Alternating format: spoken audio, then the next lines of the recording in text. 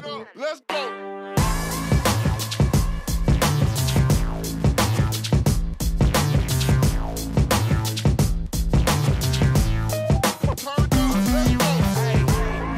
Já, velkomin aftur. Við ætlum aðeins að skipta gír hérna í síðasta hlutanum á þessum þætti. Við ætlum að fjalla skák og já, við ætlum að bara útiloka þetta alla misskilning strax. Skák er íþrótt og mjög taktísk íþrótt. Velkomin í settið Andri. Takk fyrir það, Skúli. Þú ert hérna mjög reyndur í þessar íþrótt, skákinni. Já, það passar. Búin að vera í þessu núna í einhver, verða 15 ár held ég. Þannig að maður kynnist mörgu í þessu. Og þetta er mjög andlegt sport. Þetta lítur að vera meira andlegt sport heldur en nokkuð annað sport eða hvað? Já, allavega eitt af því sko. Þetta tekur náttúrulega mikið á hausinn og langar setur oft á tíðum sem að, eru bara eins og þú gætir borið það sama við að vera í stærðfræðiprófi í 4-5 klukkutíma í einni skákstundum sko. Þannig að getur við klárlega tekið á. En svo má ekki eins og gleyma því að svona líkamlegur þáttur skiptir líka máli.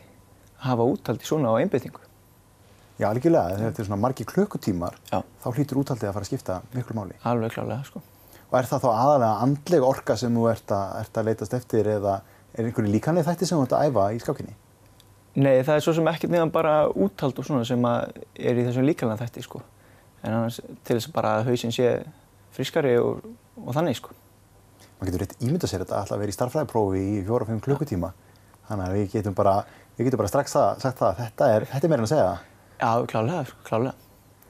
En svona á æfingum, hvernig myndir þú byggja upp æfingu í skák?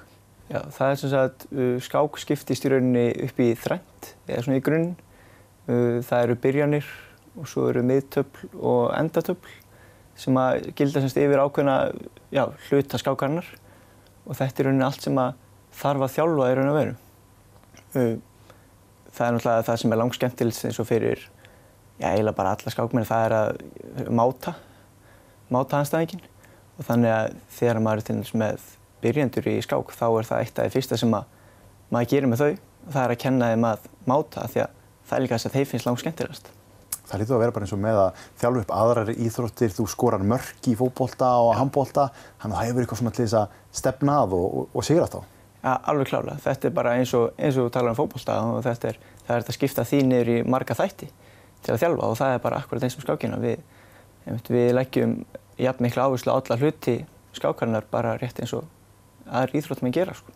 Hvernig er það með skákina? Þarftu að hafa einhverja svona hæfileika til þess að byrja með eða er hægt að þjálfa þetta upp að stóru leyti? Já, það er klárlega hægt að þjálfa þetta upp. Bara með tíma og leggja hart að sér. Það eru auðvitað margir eins og í þessu eins og í mörgum öðrum íþróttum sem að fæðast með eitthvað svona aðeins náttúrulegt. En eins og ég tala fyrir mig að þá hef ég komið mér á þann stað sem ég er í dag bara með því að leggja hart að mér, sko. Meira heldur en einhverja meðfædda hæfileika.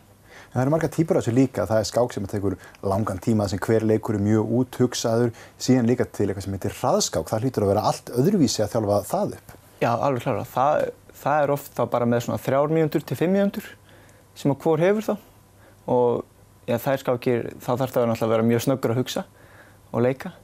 Og það er mjög skemmtilegt og líka í bland við hitt og jafnvel mjög skemmtilega fyrir marga. Af því að þarna getur við tekið marga skákir í einu og það er alltaf mikið spenna í þessum.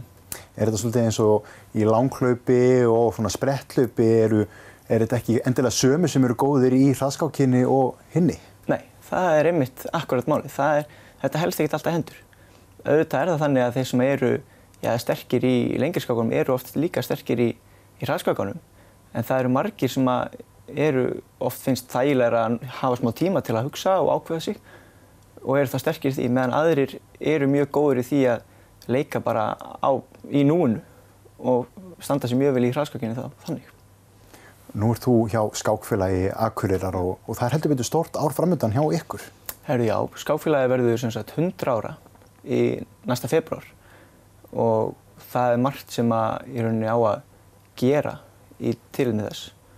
Og eins og var núna daginn var undirritað samningur við Akureybæ skákkennslu í skólum, 5 grunnskólum í bænum. En það er rauninni ekki eina sem við erum að gera. Við verðum líka með marga svona minni viðburði líka á dagskrá. En það sem er kannski stærsta hjá okkur á döfinni á þessu starfsári og verður mánaðamótin maí-júní á næsta ári. Það er semst að höldum semst Íslandsmótið í skák sem verður opið, sem þýðir rauninni það að það geta líka erlendir keppendur tekið þátt.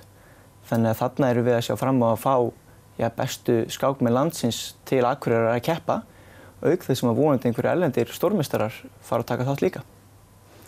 Þannig að ef við byrjum þetta saman, það er bara stórmót í gangi í bænum? Já, það er bara algjörlega þannig. Þetta er eins og þú tækir bara bestu lið landsins í Pepsi-deildinni til ef við tökum fótbolta sem dæmi og fengi bara nokkur stórklúbba London í kring líka eða einhverju stærri deildum, sko.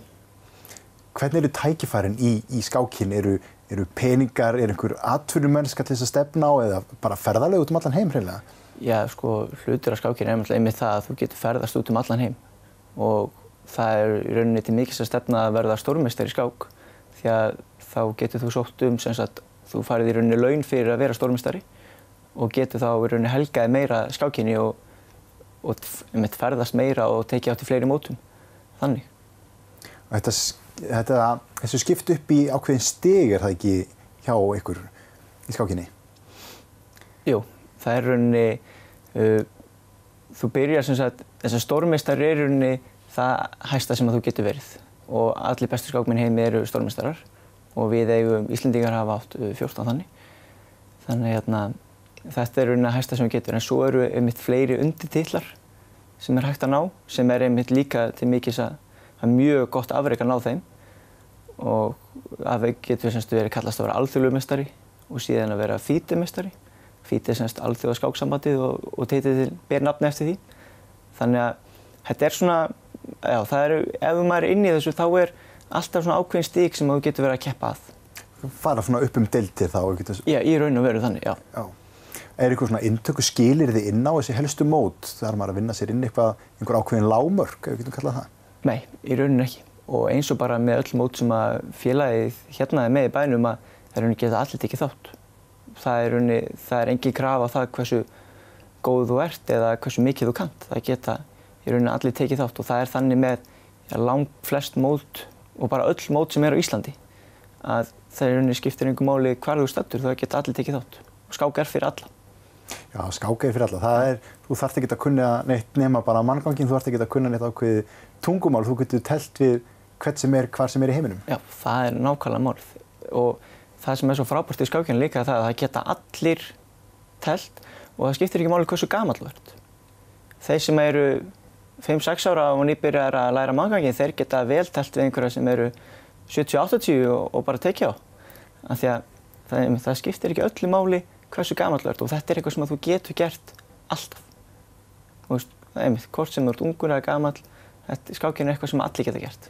Og þetta er hugarleikfimi, þú ert að þjálfa hugan, þannig að þetta skiptir kannski bara alveg eins miklu máli að læra þetta eins og íslensku eða starffræði eða hvað sem er þetta í skólanum. Klárlega, það hjálpar alltaf mikið til við hausinn og einbeitingu og annað slíkt, sko. Og rökhugsun og geta hugsað fram í tímann og eitthvað álíka þannig. Þannig að þetta er klárlega mikilvægur þáttur í því. Takk hérlega fyrir spjallið, Andri, og opna þennan nýja heim fyrir mér sem skákin er. Þetta er miklu meiri íþrótt en ég gerði mér grein fyrir. Þakka ykkur áhorfendur kærlega fyrir áhorfið í þessum þætti. Við sjáumst í næstu viku.